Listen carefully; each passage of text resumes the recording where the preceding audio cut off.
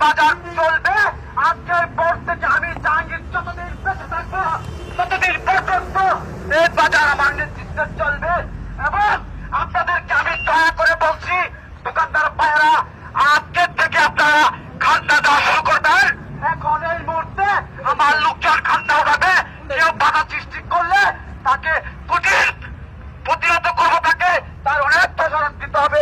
তাই সকলকে অনুরোধ করে বলছি, আপনারা কেউ এই কাজে এসে বাধাচ্ছেন না। আমাদের কাজ আমাদেরকে করতে দেন। আপনাকে এদেরকে অনেক ধন্যবাদ। আমার জানা শোনার জন্য।